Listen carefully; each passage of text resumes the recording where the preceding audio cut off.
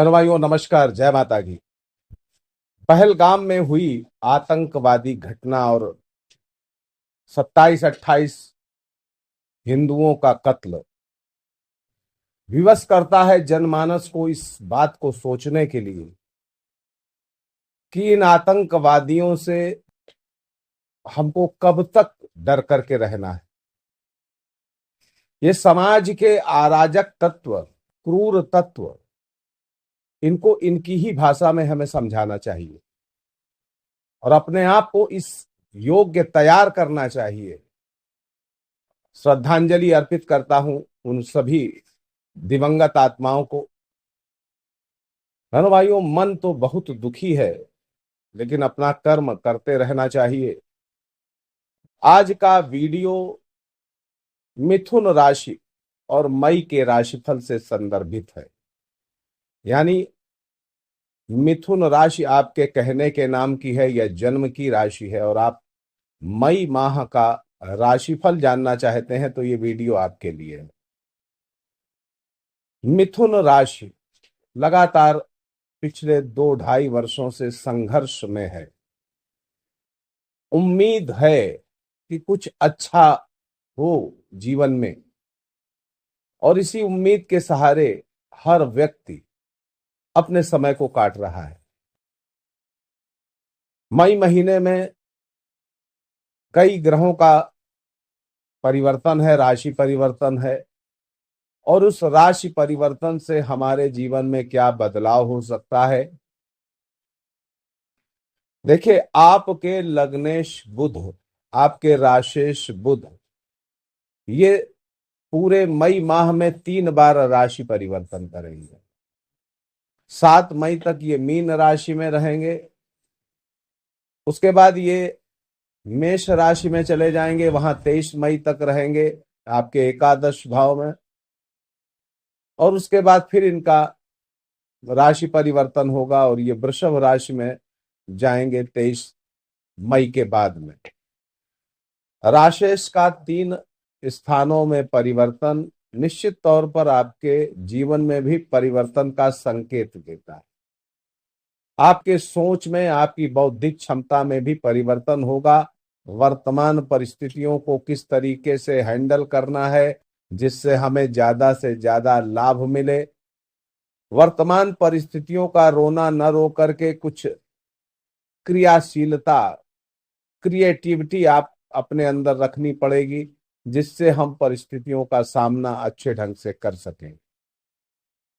गुरु राशि परिवर्तन करने वाले हैं 14 मई को, आपके लग्न पे आएंगे आपके द्वादश भाव से। ये एक अच्छा संकेत। द्वादश भाव का गुरु अच्छे परिणाम नहीं देता, सभी ज्योतिष ग्रंथ इस बात को मानते हैं। लेकिन लग्न पे जब इनका गोचर होगा 14 मई से, हालांकि इनके बेहतर रिजल्ट गुरु के तब मिलते हैं जब ये अपनी मध्य अवधि में रहता है।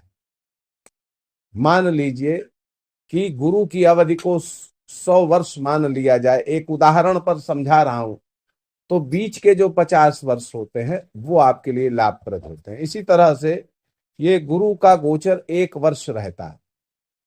अब 1 वर्ष में जो बीच के 6 महीने हैं, 3 महीने के बाद जो फिर चालू होता है 6 महीने का समय, वो ज्यादा एक्टिव समय होता है।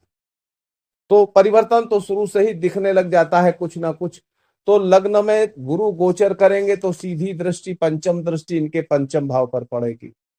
आपकी महत्वाकांक्षाएं जो अभी तक अधूरी थी वो पूरी होने लगेंगी।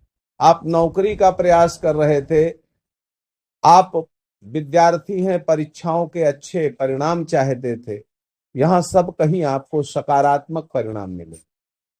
ये संतान का भी भाव होता है, प्रेम का भी भाव होता है। संतानों की भी तरक्की होना चालू हो जाएगी और पारिवारिक जीवन में, प्रेम जीवन में आपको वहां पर भी अच्छे परिणाम मिलेंगे। दूसरी दृष्टि इनकी जो सप्तम दृष्टि है वो आपके सप्तम भाव पर पड़ेगी। ये दाम्पत्य जीवन के लिए, व्यापार के लिए अच्छी स्थिति पैदा करेगी। और तीसरी गुरु की जो दृष्टि है, नवम दृष्टि, वो आपके नवम भाव पर पड़ेगी। आपके भाग्य में बहुत ज्यादा वृद्धि करने वाली। देखिए, भाग्य भाव के कारक होते हैं देवगुरु बृहस्पति, और कारकों मतलब कारक पर दृष्टि पड़े जब ग्रह की, तो उस भाव में काफी अच्छी वृद्धि हो जाती है। तो यहाँ पर जो देवगुरु बृहस्पति का गोचर है, ये अच्छे परिणाम देगा 14 मई के बाद से। गुरु जहां बैठता है वहां थोड़ा सा कमी हो जाती है। तो यहाँ पर जो देवगुरु बृहस्पति है, आपके स्वास्थ्य में थोड़ी सी शिथिलता दे सकते हैं। आपके अंदर थोड़ा सा आलस्य बढ़ सकता है। अब यहीं पर आपको बचना है। देखिए, अच्छा समय आए और आप आलस्य करने लग जाएं, तो फिर अच्छा समय आता है और निकल जाता है, क्योंकि ये जो समय है इसको कोई पकड़ नहीं सकता। अब देवगुरु बृहस्पति आपके सप्तम भाव, आपके कर्म के स्वामी हैं, और यहीं पर अच्छे रिजल्ट देने वाले हैं आपके व्यापार में, दाम्पत्य जीवन में, इच्छाओं में, आप महत्वाकांक्षाओं में, आपके कर्म में, आपके नौकरी में। अब यहां पर आलस्य करने लग जाएंगे तो फिर समय अच्छा निकल जाएगा, तो आलस्य नहीं करना है। राहु परिवर्तन करेंगे, राहु दशम भाव से नवम भाव में आएंगे, ये भी बहुत आपके लिए सकारात्मक रहेगा। नवम भाव में राहु का गोचर अच्छे परिणाम देगा, क्योंकि यहां पर वो राहु वायु तत्व राशि में आ रहे हैं, जो उनका अपना मूल स्वभाव है, शनि की राशि है। बेशक आपको इसका बेहतर फायदा मिल सकता है। क्या मिलेगा? देखिए, आकस्मिक धन लाभ काफी अच्छा आपका बढ़ जाएगा। आशा से अधिक इच्छाएं आपकी पूरी होंगी, धन की हो चाहे भौतिक इच्छाएं हों। सभी इच्छाएं जितना आपने उम्मीद कर रखी थी उससे ज्यादा वृद्धि होगी। राज्य कृपा का भी लाभ मिलेगा, मित्रों का भी आपको पूरा सपोर्ट मिलेगा। केतु का भी परिवर्तन होगा तृतीय भाव में, ये जाएंगे चतुर्थ भाव से। तृतीय भाव में केतु का गोचर देखा जाए तो ज्योतिषीय दृष्टिकोण से बहुत अच्छा तो नहीं माना जा सकता, लेकिन यात्राएं करा सकता है, विदेश यात्राएं करा सकता है।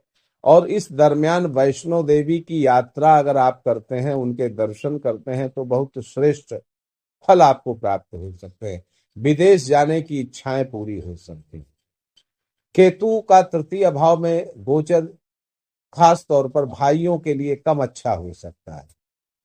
और वहीं पर अगर आप हृदय रोगी हैं तो थोड़ा सा सावधानी रखनी पड़ेगी, और अगर कान से जुड़ी समस्याएं आपके अंदर हैं तो भी सावधानी रखनी पड़ेगी।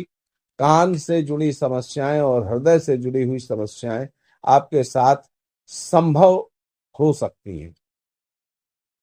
शुक्र भी राशि परिवर्तन करेंगे 31 मई को। अब शुक्र का जो राशि परिवर्तन है, इसका बेहतर रिजल्ट आपको अगले महीने मिलेगा। इस महीने 31 मई को इनका ट्रांजिट हो रहा है, तो इनका बेहतर रिजल्ट अगले महीने मिलेगा। देखिए, व्यवसाय में बेहद उन्नति आपकी शुक्र देवता करेंगे। एकादश भाव में शुक्र का गोचर बहुत अच्छा होता है। आशा से अधिक लाभ मिलेगा। घर में मांगलिक कार्य, स्त्री के माध्यम से आपकी भाग्य वृद्धि, दूर दराज के क्षेत्रों की यात्राएं, मित्रों का और आपके भाई बहनों से आपको काफी लाभ और सहयोग, महत्वपूर्ण कार्य आपके पूरे हो सकते हैं, उनमें सफलता मिल सकती है। सूर्य की स्थिति को देखें तो सूर्य अभी 14 मई तक आपके एकादश भाव में है, अच्छा रिजल्ट दे रहे हैं। 14 मई के बाद ये द्वादश भाव में और वहां पृथ्वी तत्वीय राशि में गोचर करेंगे। यानी पृथ्वी तत्वीय राशियों में जब सूर्य द्वादश भाव में गोचर करता है तो आपके अनावश्यक व्ययों पर नियंत्रण हो जाता है। यानी अनावश्यक व्यय आपके घटेंगे या घट सकते हैं। वहीं पर अब इस महीने की अन्य चीजों को देखें, अच्छे परिणामों को पहले समझने का प्रयास करते हैं।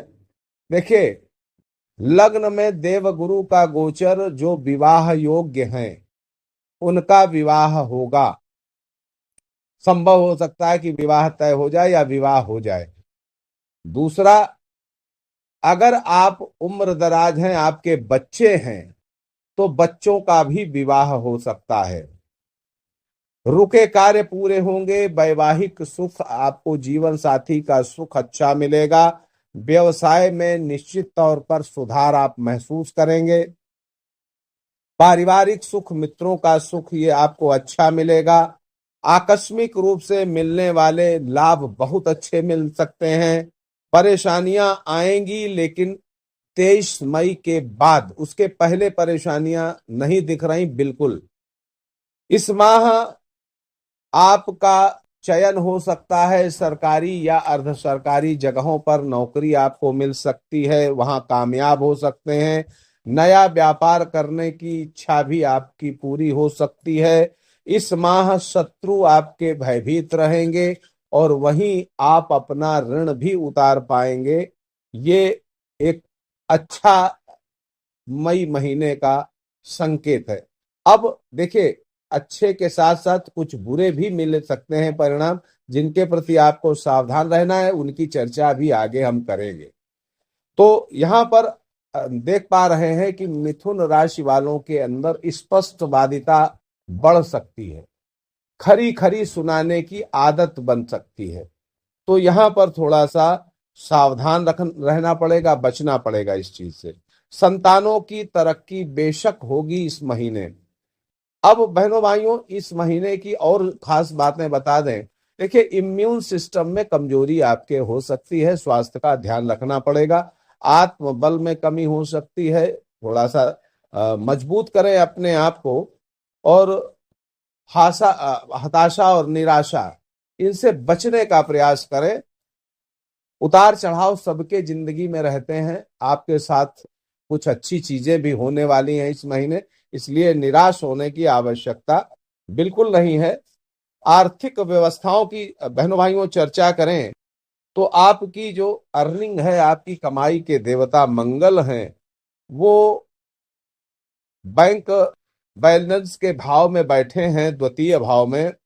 तो इस माह एन केन प्रकारेण आप अपना बैंक बैलेंस बढ़ाने के प्रयास में रहेंगे, और ये अच्छी बात है। धन संचय करना अच्छी बात है, और अगर आप ये करते हैं तो कुछ हद तक कामयाब भी हो जाएंगे। और कमाई आपकी अच्छी होगी। बुधादित्य योग कमाई के रास्ते आपके खोलेंगे, वहीं आपके अंदर वो सामर्थ्य भी पैदा करेंगे जिससे आप अच्छा लाभ कमा पाए। धनार्जन की कुशलता आपकी बढ़ेगी। गायन वादन कला की फील्ड से जुड़े लोग, उनके लिए भी काफी अच्छा समय है। नौकरी भी मिल सकती है, अच्छे अवसर उनकी सफलता के हैं। महीने की शुरुआत काफी अच्छी रहने वाली है। आर्थिक मामलों को लेकर के संघर्ष बेशक रहेंगे, लेकिन भाग्य पक्ष का बिल्कुल प्रबल सहयोग आपको मिलेगा, जिससे भौतिक सुख संसाधनों में कमी जो है वो पूरी हो जाएंगी, और वहां पर आप थोड़ा खर्च भी कर सकते हैं। हालांकि इस माह अगर हम देखें तो खर्चे काफी बढ़े चढ़े दिख रहे हैं, पर महीने की जो शुरुआती कमाई है, इससे उन खर्चों पर आपका जो है अच्छे से खर्चा होगा। बैंक बैलेंस में कोई खास कमी नहीं आ रही है।